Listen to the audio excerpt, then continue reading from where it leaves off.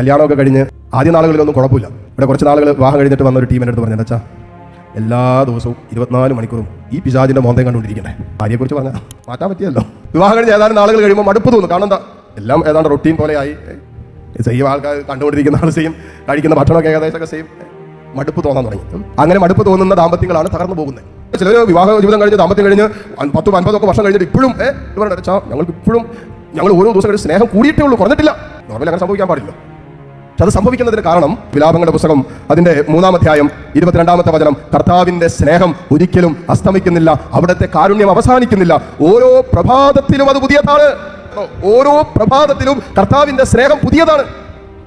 ഓരോ ദിവസവും ഈ ദൈവത്തിന്റെ സ്നേഹം നമ്മെ നവീകരിക്കുന്നത് കൊണ്ട്, നമുക്കൊരു പുത്തൻ അനുഭവം തരുന്നത് കൊണ്ട് നമുക്ക് ഒരിക്കലും മടുപ്പ് തോന്നുന്നില്ല. പഴയത് തന്നെ ആയിരുന്നെങ്കിൽ നമുക്ക് മടുപ്പ് തോന്നിയേനെ. പരിശുദ്ധാത്മാവിൽ ദൈവത്തിന്റെ സ്നേഹം, നമ്മൾ അനുഭവിക്കുന്ന സ്നേഹം ഓരോ പ്രഭാതത്തിലും ഓരോ ദിവസവും നവീകരിക്കപ്പെടുന്ന അനുഭവം നമുക്ക് തരികയാണ്.